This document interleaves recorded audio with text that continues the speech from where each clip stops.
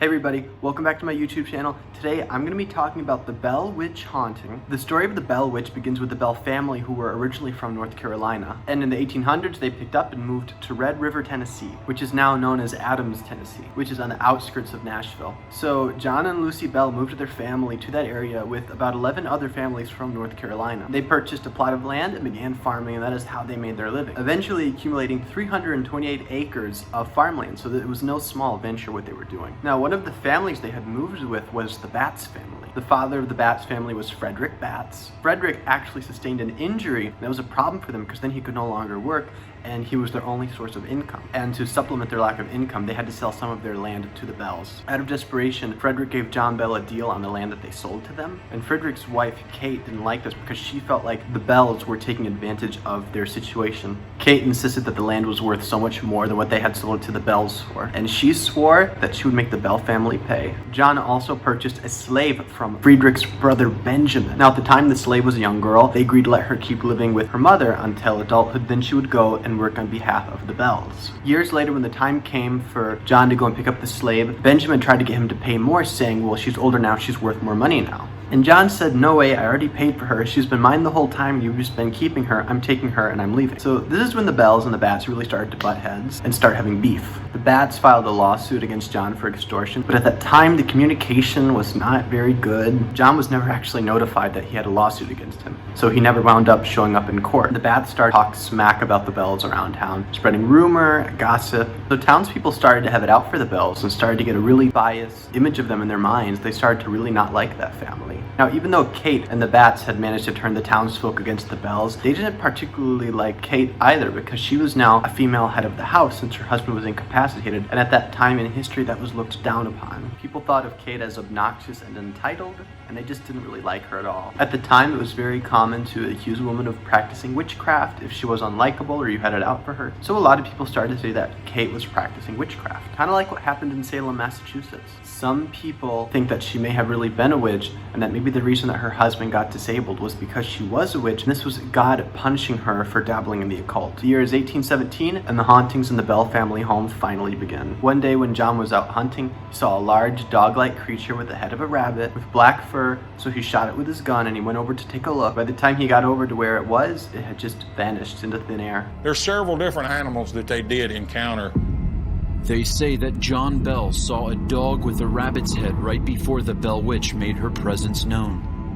And from then, strange occurrences began to happen inside of the Bell family home. They would hear the sounds of stones being thrown against the house, and they'd go outside to see what was causing it, but there'd be no one there, nothing there. They'd hear the windows creaking, the floorboards creaking, and the sounds of wolves and coyotes howling outside their windows, and sounds of scratches coming from inside the home. But they were never able to determine the cause of the sounds, no rational explanation whatsoever. They just tried to brush them all off until the physical attacks began. One night, their 14-year-old daughter, Betsy, woke up to the sound of scratching on the walls. She then realized that her long hair had been wrapped around the bed frame. She was unable to move, and she began to get slapped by some unseen force. She would try to pull the covers up on her face to protect herself, but whatever the force was would pull them away. She got welts all over her face. Then some of the other children began to start waking up with red welts all over their face. They also began to hear sounds of rats chewing away at the bedposts during the night. Then John got paralysis on one part of his face, and his tongue swelled up so large that he could not eat. Even though they prayed a lot,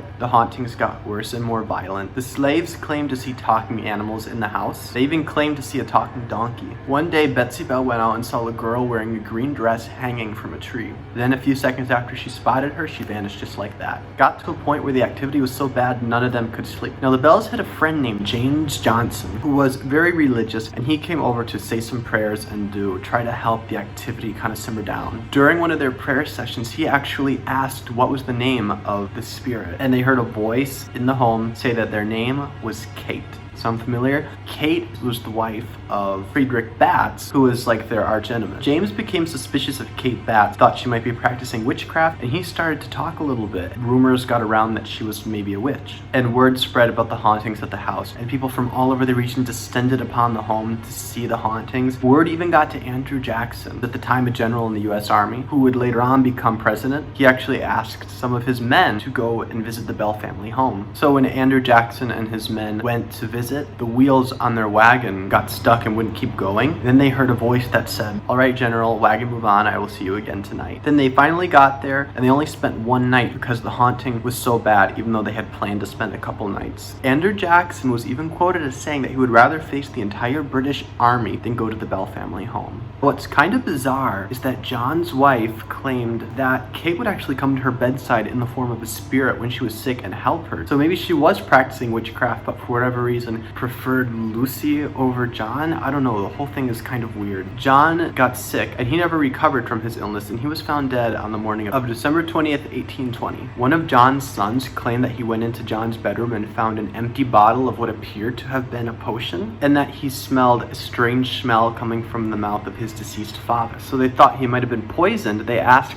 Kate about it, and Kate said that she had fixed his medicine the night before, whatever that was supposed to mean. Now, something that's interesting is that John Bell's death certificate listed a supernatural force as the cause of death, which is to date the only time in US history that a supernatural or paranormal entity has been blamed officially on a death certificate. Kate attended the funeral but was mocking him and making inappropriate jokes, laughing, and after John died, all of the activity in the home ceased. In 1821, the daughter Betsy got engaged to a man. Shortly after, Betsy saw the girl hanging in the green dress from the tree again, and the girl warned Betsy not to get married to him, so Betsy called off the engagement. Later on, she wound up marrying a man named Richard Powell, with which she had 8 kids. Now, the Bell home has since been destroyed, but there are still descendants of the family that live in that town, and the locals say there is weird paranormal activity in that part of the town where the house was, and just in general in the town. And one of the descendants, named Bob Bell, claims that his family is still tormented by the Bell Witch. Very close to the property where the Bell family home was is a cave, and a lot of people think the cave is haunted. A lot of people think that that is where the Bell Witch now resides. Now, there are a lot of other details about the haunting, other little things that I just couldn't do in one video, but in the future I would like to make another video about this. I would actually like to go to Tennessee someday and visit the Bell Witch cave, so if you guys would like to see a video like that, please like this video. If you enjoyed this video, please like, comment, and subscribe, and give me ideas in the comments for future videos.